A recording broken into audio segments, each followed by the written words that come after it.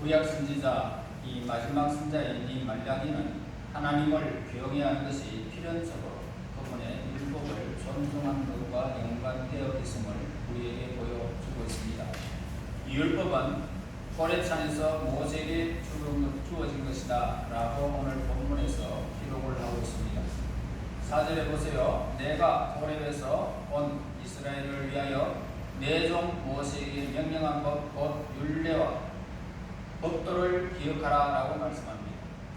많은 사람들은 구약과 신약, 모세 시대와 예수님 시대, 율법과 복음 시대가 어떤 관계가 있는지 분명하게 아는 경우가 많이 있습니다. 물론 신약에 옛것이 지나갔으며 새로운 것이 도래했음을 우리에게 말씀해 주고 있음은 사실입니다. 어떤 의미에서 보면 복음의 계시가 구약의 계시와 대조되어 보이기도 합니다. 그러나 이는 모순이 아니라 신약에서 여러 계시들이 완전하고 분명하게 발전했기 때문입니다. 우리는 여기서 모세법이라는 이 말이 두 가지 의미로 나타나고 있음을 우리는 발견하게 되어집니다. 하나는 모세의 모든 율법을 의미하는 것이고 다른 하나는 특별히 십계명을 의미하는 것입니다. 모세 율법에는 유대인들에게만 적용될 수 있는 민사적인 것들이 기록되어져 있습니다. 그리고 상징적이고 예비적인 형태의 의식에 관한 그런 것들이 이렇게 기록되어져 있었습니다. 민족적인 것이든 개인적인 것이든 이 모든 것은 새로운 시대의 도래와 함께 지나가 버렸습니다. 그러나 모세에 의해서 주어진 이 계시의 한 부분, 곧 가장 중심적이고 핵심적인 부분이 있었는데 이는 바로 우주적이며 영원한 순종의 대상인 십계명이라는 것입니다. 자, 우리가 십계명은 하나님의 성품과 뜻의 그 영광스러운 그런 계시 내용입니다. 하나님은 우주의 창조자시고 주관자이심을 말씀하시면서 하나님은 전능자로서 능력으로 모든 존재와 사물을 만드신 분이십니다. 그래서 그분은 무한한 지혜를 따라서 이 모든 것을 지금도 다스리고 계십니다. 물질과 비이성적인 피조물에 대해서 하나님의 주권은 강제적으로 작용하지만 이성적이고 책임질 수 있는 그런 존재들에게는 도덕적인 통치가 이루어지고 있습니다. 그래서 이 때문에 이해할 만한 계시가 우리에게는 필요한 것입니다. 하나님의 도덕적 본성은 동시에 모든 순수함과 아름다움의 원천이요 기준입니다. 그래서 이 도덕법은 그분이 바로 의로우시며 거룩하신 하나님이심을 보여주고요, 우리에게 의무를 제시하면서 순종을 요구하고 있는 것입니다. 십계명은 어떻습니까? 십계명은 완전 무결한 것입니다. 그래서 이것은 하나님의 성품을 그대로 나타내 주는 것이 십계명입니다. 그분의 뜻을 보여주고 또 하나님 나라의 근본적이고 변하지 않는 원칙들을 나타내 주고 있습니다.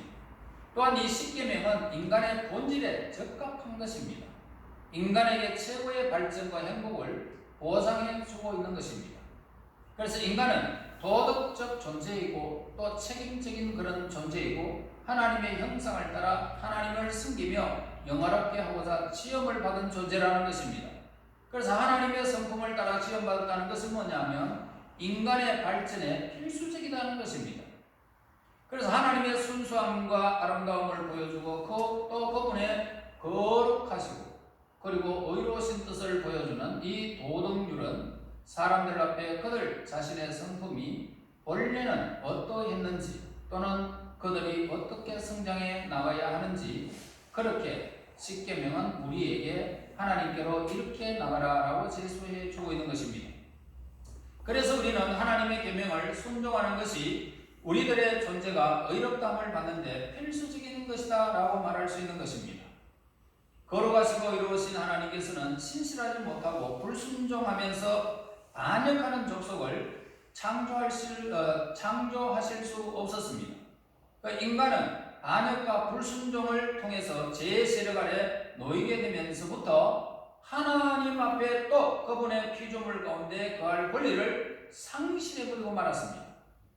사람의 의무를 선포하는 이 십계명은 이를 범하는 자에게 저주고 그리고 사망이 있음을 정당하게 내포되어 있습니다. 선포되었던 것입니다. 자, 그래서 더 나아가서 이제 하나님의 뜻을 쫓는 것이 인간의 행복이요 필수적인 것을 우리는 분명해졌다는 것입니다. 십계명을 하나님의 뜻을 쫓는 것이 인간의 행복이라는 겁니다. 그래 거룩함과 행복은 그 본질상 불가분의 관계가 있는 것입니다. 십계명은 하나님께서 직접 인간에게 주신 거예요. 사람이 이것을 스스로 발전해 나가거나 추론하는 것은 아닙니다. 이것은 또 사람들 사이에서 스스로를 통제하기 위해서 만든 협약도 아닙니다. 이 율법은 하나님께서 호렙산에서 친히 모세를 통하여 주셨습니다. 그래서 십계명은 아주 강력한 구속력을 내포하고 있는데, 그리고 이 십계명에는 축복과 보상의 약속이 아울러 저주와 형벌의 약속도 들어져 있습니다. 사람이 이 계명을 지켜야 할 의무는 뭐냐? 자신의 고백이나 결단에 달려있는 것이 아니다. 내가 지키고 싶어서 지키고 내가 하기 싫으면 안 하고, 그게 아닙니다. 어떤 사람들은 자기들이 계명을 잘 지키지 않는 데 대해서 자신은 종교적인 고백을 하지 않는다 하거나 종교적으로 보다 자유로운 견해를 가지고 있다라고 변명을 합니다. 그래서 이들은 성도들이면서 계명의 권위를 인정해야 하는 것은 당연하고 필수적이지만 각 사람은 스스로 판단할 권리를 가졌다라고 주장하는 것입니다. 이것은 전적으로 틀린 말입니다. 어느 누구도 하나님의 율법에 분명하고도 명백한 교훈에 대해서 자기 판단이나 자기 의견이나 편견이나 고집을 부릴 권리가 없는 것입니다. 십계명의 권위는 바로 하나님의 권위이기 때문입니다. 그러므로 이 십계명에, 이 계명에 순종하는 것이 보편적이라는 것은 분명한 것입니다.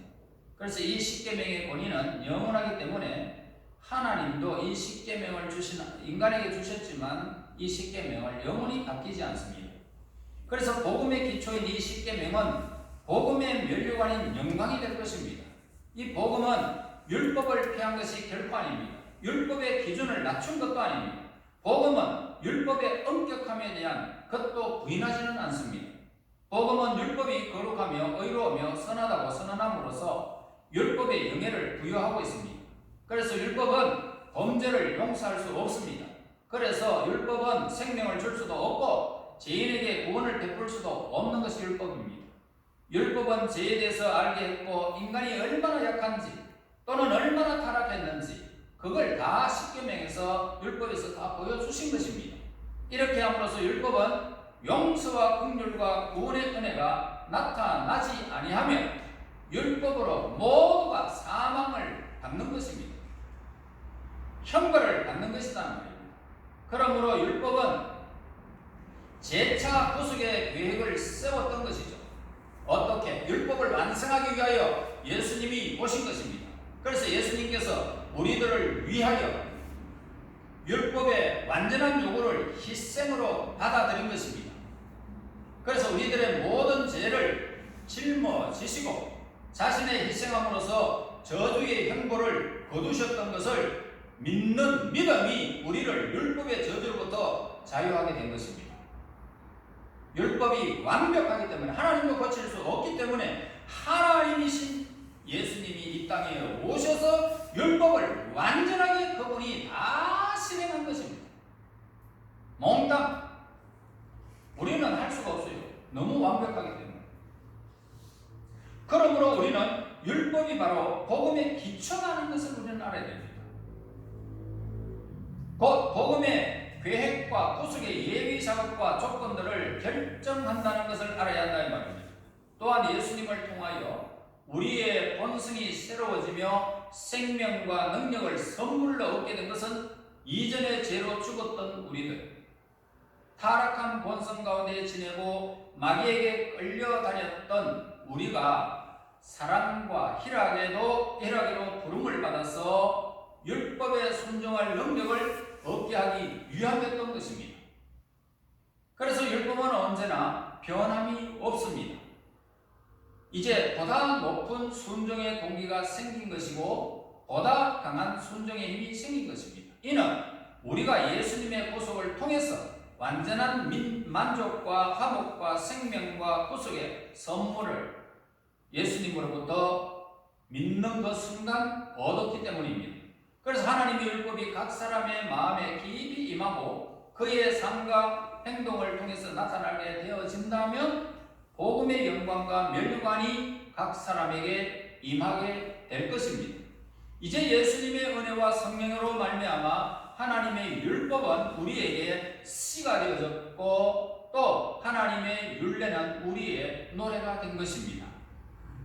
그래서 이 완전한 율법을 우리는 지킬 수가 없었지만 하나님께 속한 것이기 때문에 하나님이 우리 인간들을 대신하여 율법을 다 육신으로 우리에게 오셔서 육신의 모든 율법을 이루시고 십자가에서 다 이뤘다라고 하시면서까지 그분은 물과 뼈를 몽땅 흘리시고 우리 죄를 사하여 주시고 구속력을 허락해 주셔서 이것을 믿는 것이 구원이고 이것을 믿는 것이 복음이 된 것입니다. 이 아름다운 소식을 저와 여러분들이 들었고 믿었습니다. 이제 믿는 자에게는 예수님의 의가, 예수님의 생명이 그 속에서 날마다 하나님을 향하게 되어지는 것입니다. 그래서 우리는 율법의 저주로부터 우리는 완전히 자유함을 누린 것입니다. 6절 보겠습니다. 그가 아버지의 마음을 자녀에게로 돌이키게 하고 자녀들의 마음을 그들의 아버지에게로 돌이키게 하리라. 돌이키지 아니하면 두렵건대 내가 와서 저주로 그 땅을 칠까 하노라 하시니라. 자, 말라기 선지자는 그의 마지막 장에서 두 가지 말씀으로 백성들로 하여금 긴 계시의 침묵의 기간을 준비하도록 하고 있습니다. 자, 그것은 바로 약속과 명령이라는 것입니다. 명령은 뭡니까? 모세의 율법을 준수하라는 것이 명령이고, 약속은 뭡니까? 약속은 때가 되면 능력을 가진 메시아의 선구자가 와서 그 예비적인 사역을 통해서 영광스러운 예수님의 날을 인도하시리라는 것입니다. 자, 이런 다음에 올 선지자로서 교회는 그를 기다릴 권리를 부여하고 있는 것입니다. 그래서 선지자의 사역은 뭐냐? 주로 부모들의 신실함과 가정의 경건을 회복하는 것이라는 것입니다. 그것은 바로 부모로서의 또 자식으로서의 경건을 회복하는 것이고 부모들의 마음을 일깨워서 그들의 자녀들의 구속에 마음을 돌이키게 하는 것이고 자녀들로 하여금 부모들의 가르침을 유순한 마음으로 구하고 받아들이게 하는 것이었습니다. 그래서 가정의 경건과 부모들의 신실함을 회복하는 일은 메시아 예수님이 오심이 우리에게 축복이 아닌 저주가 되지 않게 하기 위해서 우리에게는 꼭 필요한 것입니다. 그래서 이러한 회복을 이루는 하나님의 방법은 대중적인 방법이거나 외적 활동의 두 가지 측면에서 똑같이 중요한 것인데 부모된 책임이 막중한 것은 부모 그 자체의 본질로부터 드러나게 되었습니다. 인간 사이가 있는 곳이면 그 어디서나 부모가 있잖아요. 모든 인간의 존재는 부모와 자식 간의 관계에서부터 시작되어지는 것입니다. 그래서 인간을 향한 하나님의恩寵이 바로 여기에 있습니다. 따라서 이 부모들이 자신의 부도덕함을 제거하지 않으면 그런 부도덕한 행위들은 아주 쉽게 확장되고 자녀들에게 전폭되어지고 있는 것입니다. 그래서 사람은 자신에게 위임된 범위에 따라서 그 중요성을 인식하게 되어집니다. 그래서 이 경우 특히 그리스도인들은 영혼들을 구제할 책임을 위임받게 되었다는 것입니다. 그래서 이제 자식들에 관해서 부모의 합법적이고 불가피한 능력의 범위가 있습니다.